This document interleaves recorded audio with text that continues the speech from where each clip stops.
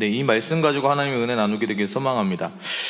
햇빛 알레르기를 앓고 있던 연예인이 한 명 있었습니다. 이 병은 햇빛에 노출이 되면 가려움이 생기고 피부가 색이 변하거나 건조해지거나 벗겨지는 등의 고통이 동반되는 병이죠. 올해 36세가 되던 박지선 씨는 평소에 굉장히 많은 이들에게 희망을 주던 늘 밝음이 있었던 연예인이었습니다. 그랬던 박 씨가 며칠 전 어머니와 함께 자택에서 숨진 채 발견되어 많은 이들에게 충격을 안겨주었죠. 박 씨의 어머니가 남긴 딸만 혼자 보낼 수 없다는 유언 같은 메모가 화제가 되기도 했습니다. 피부로 인한 고통 가운데 있는 그녀에게는 그 누구도 위로가 되지 못했던 것이죠. 그 무엇도 그 사람에게 위로가 되지 못했던 것입니다. 그로 인해 생긴 극심한 우울증은 그 박지선 씨가 늘 가지고 있었던 소망을 흔적도 없이 먹어 삼켰던 것이죠. 그리고 그렇게도 밝았던 다른 사람들에게 많이 희망을 주었던 박지선이라는 사람이 세상을 떠나가게 된 것입니다. 사랑하는 여러분, 살면서 우리는 고통이라는 것을 마주합니다. 이 고통은 죽음을 보여주는 그림자 같은 것이 아닐까 라고 생각되기도 하는 것이죠. 겉으로 보면 굉장히 밝은 것처럼 보이지만 사실은 저 역시도 이 죽음과 고통 가운데에서 크게 벗어나지 못하는 연약한 인간 중에 한 명인 것 같습니다. 지금은 이제 이 믿음으로 사는 교회에 와가지고 제가 조금씩 나아지고 있지만 이전 교회를 섬기다가 허리 디스크가 온 것이죠. 난생 처음 겪는 디스크였는데 500m를 걸어가지 못하는 자신을 마주해야 되는 상황 가운데 있게 된 겁니다. 그리고 교회에 있는 많은 사람들에게 그걸 그렇게까지 막 아프다 뭐 이런 식의 얘기하진 않았지만 얼마나 그게 제 스스로에게 절망스러운지 모릅니다. 그런 몸을 이끌고 몇 시간씩 찬양을 하고 설교를 해야 되는데 계속 서 있어야 되잖아요. 근데 그거보다 정말 견딜 수 없었던 게 딱 하나 있었는데 그게 뭐냐면 디스크를 치료하기 위해 도수 치료를 받으러 갈 때 그게 너무 힘든 겁니다.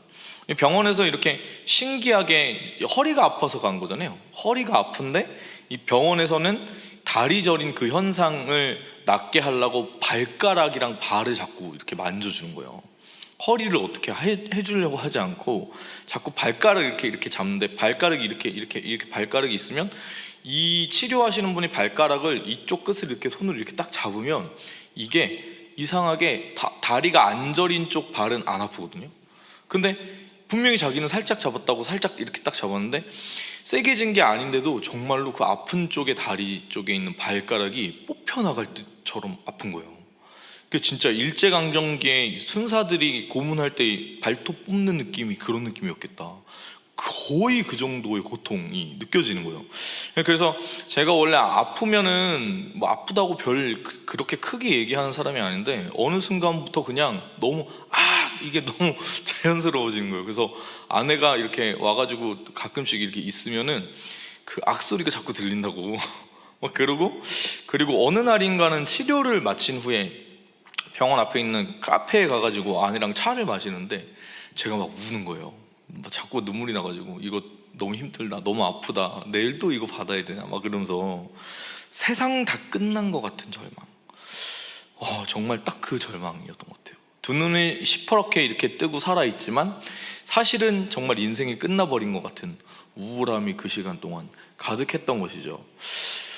여러분, 오늘 본문에서 바울은 데살로니가 교회의 교인들에게 잠든 사람들에 대한 이야기를 합니다.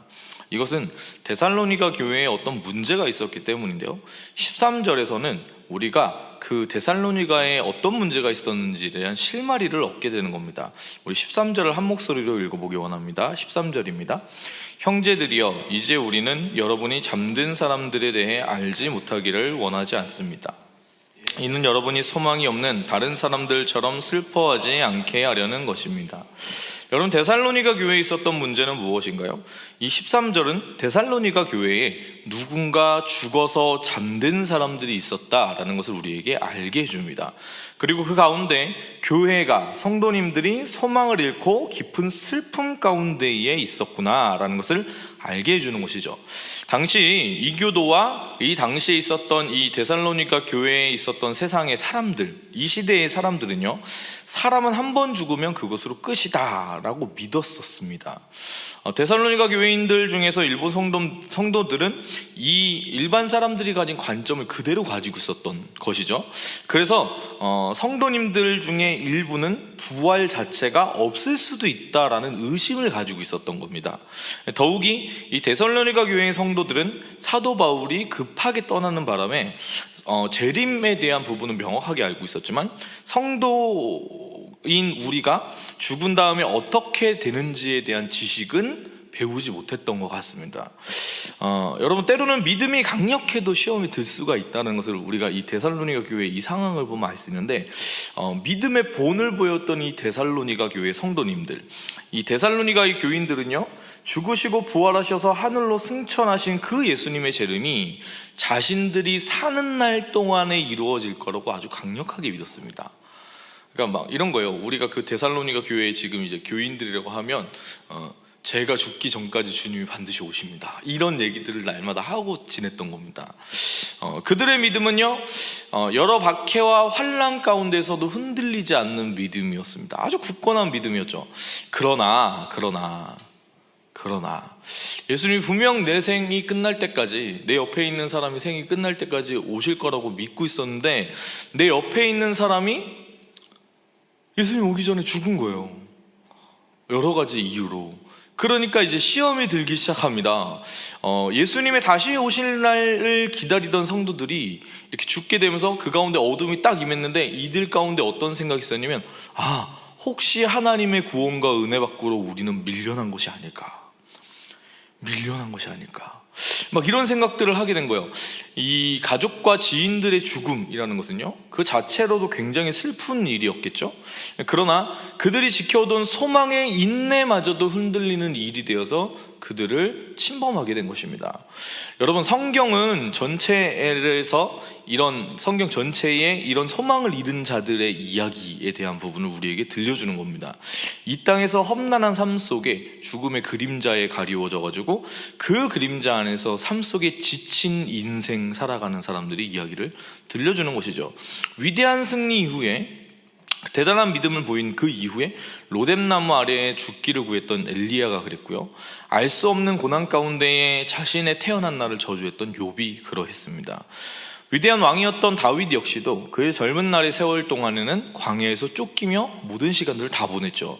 인간적인 어떤 우리 세속적인 눈으로 바라볼 때 깊은 절망 속에 있는 것 같은 사람들, 세상 사람 그 누가 위로를 한다고 해도 벗어날 수 없는 슬픔 속에 있는 것 같은 사람들의 그 이야기들이 성경에 가득히 쓰여져 있다라는 것입니다.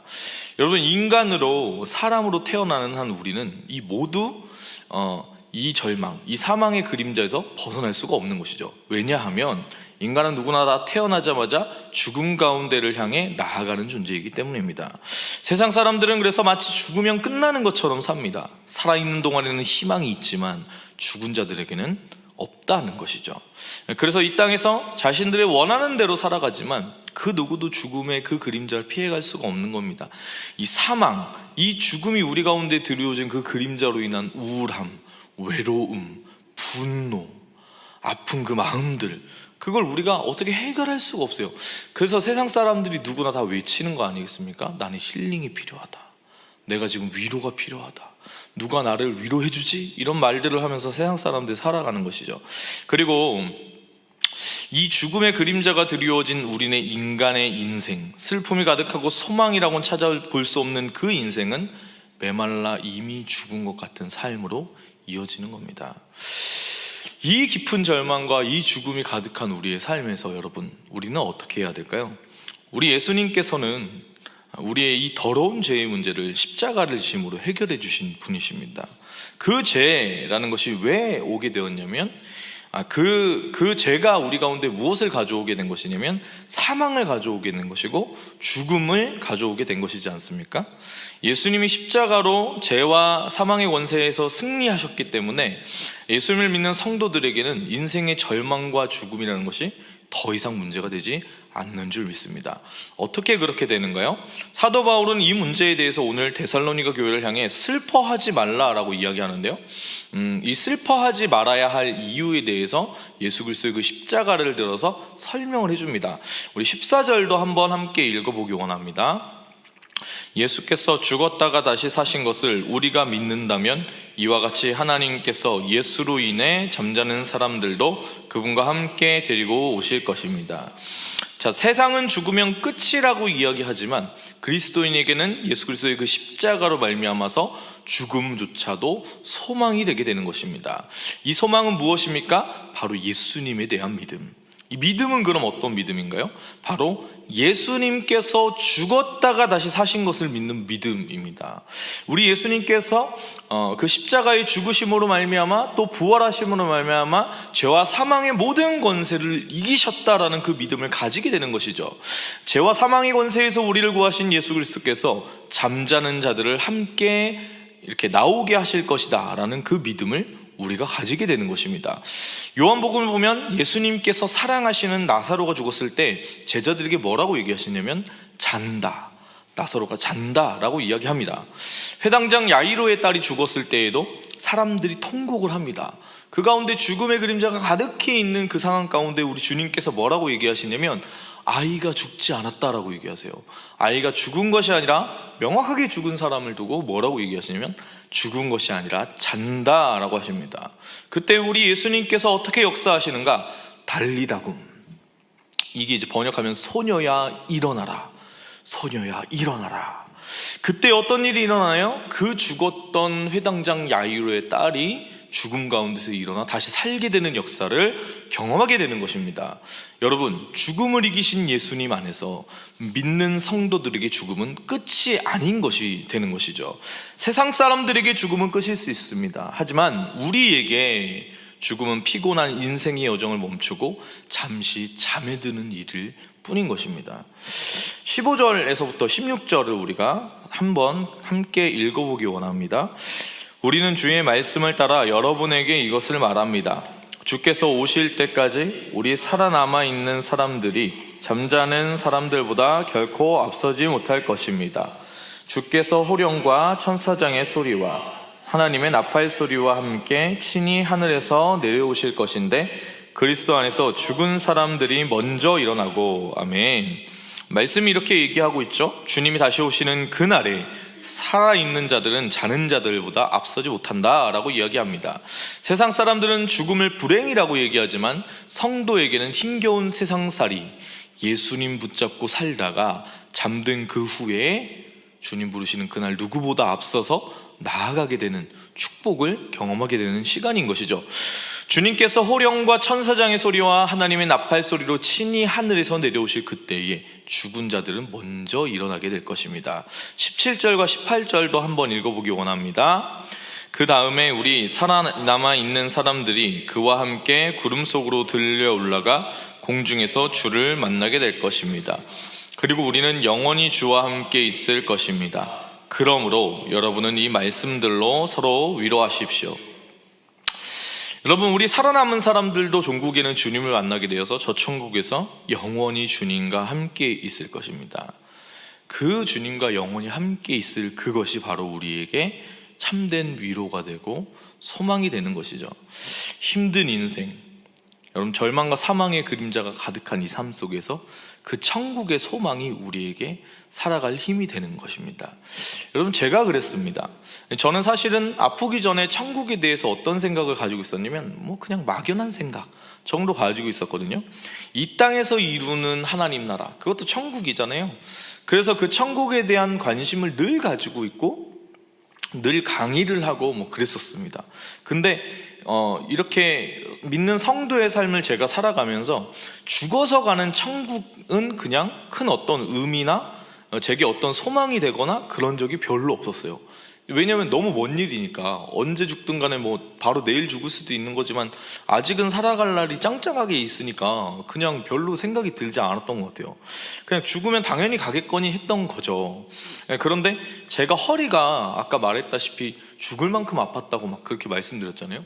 허리보다는 사실 치료할 때 발가락이 엄청 아팠던 건데, 근데 너무 아프니까 갑자기 뭐가 딱 느껴지냐면, 어떤 게 제 안에 딱 깨달아지냐면, 아, 천국이 왜 우리에게 소망인지, 천국을 왜 기쁨이라고 하는지 조금 알 것 같은 거예요. 그 아픔이 없는 곳, 내가 지금 그 아파하는 그 아픔이 사라지게 되는 곳. 그래서 내 눈물 가지고 있었던 그 흐르는 그 눈물이 닦여지는 그곳, 그 서러움이 없는 곳, 주님이 우리의 눈물을 닦아주시고 우리를 품어주시는 그곳이 바로 천국이죠. 그래서 그 천국이 우리의 소망이 되는 것입니다. 여러분, 우리가 인생 살아갈 때 너무 힘든 일이 많잖아요. 평소 좋은 시선으로 바라보던 고 박지선 씨의 죽음은 사실 저에게도 큰 충격이었던 것 같습니다. 그 모녀가 죽은 이후에 그 두 분이 어떻게 되는지는 저는 사실 잘 모르겠습니다. 그런데 이 죽음이라는 것을 떠올릴 때면 제가 생각나는 사람들이 있는데요, 우리 할아버지와 지금은 아직까지는 살아계신 우리 할머니를 저는 떠올리곤 하는 것 같습니다. 저희 할아버지가 죽기 직전에 바로 예수님 믿으셔가지고 천국에 가셨는데, 할아버지 생각이 참 많이 납니다. 우리 할아버지 장례할 때도 참 많이 생각이 나고요. 원래는 이제 예수님을 안 믿으려고 그렇게 힘을 쓰시다가 제가 이제 집에 가가지고 할아버지 가셔야 된다고 딱 그랬더니 바로 이렇게 집에 들어가셔가지고 세례 받으시고 이렇게 하신 부분도 굉장히 많이 기억에 남아 있습니다. 근데 이제 할아버지 돌아가시고 나서 이제 할머니가 지금은 치매가 좀 굉장히 심해지셨거든요. 그래서 저희 어머니랑 이렇게 요양원에 모셨는데 가셔서 인사를 하면은 할머니가 저희 어머니를 못 알아보십니다. 못 알아보신대요. 그래가지고 이 어머니도 나름대로 이제 이 할머니, 시어머니를 보시면서 자기 시어머니랑 이 여태까지 가졌던 시간들의 여러 가지 그런 스토리들이 있거든요. 근데 이제는 진짜 이제 그런 생각하는 거예요. 우리 어머니가 이제 천국 가실 날 얼마 남지 않았구나.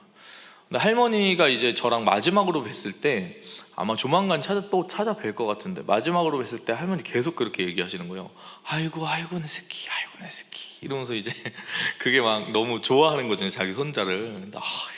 막 이러면서 막 내가 있잖아 막 그러면서 밑에 있을 때 이러고 저러고 저랬다 막 이러면서 막 얘기하시는데, 할머니가 참 손자랑 오랜만에 얘기하셔서 참 좋은가 보다. 그리고 막 듣고 있는데 또 할머니가 갑자기 근데 있잖아 내가 이전에 이러고 저러고 저 했다 그러시는 거예요. 그래서 이게 뭐지 이러고 있었는데 또 할머니가 근데 있잖아 내가 이전에 이러고 저러고 했다 그러시는 거예요. 갑자기. 그래서 아무리 생각을 해봐도 이거는 3연타 똑같은 얘기를 계속 하시는 거예요. 그래서 네, 아유 할머니 이러면서 막 듣고 있는데 갑자기 머릿속에 걱정이 막 되기 시작하는데, 이분이 도대체 왜 이러시지? 우리 할머니 왜 이러시지? 이러는데 할머니가 갑자기 제 손을 꼭 붙잡으시면서 근데 일구야, 제 원래 어릴 적 이름이 일구였거든요. 일구야, 근데 요즘에 참 걱정되는 일이 있는데 내가 자꾸 까먹는다고. 할머니가 그 치매 초기 있을 때 자기가 치매라는 걸 알고 계셨던 거예요. 그래가지고 자꾸만 까먹고 했던 얘기 또 하고 가던 길도 잃어버리고 막 그러는 부분을 갑자기 얘기하시는데, 그 순간 제가 그 얘기를 듣자마자 눈물이 왈칵 쏟아질 것 같은 거예요. 우리 할머니 너무 안타까워가지고.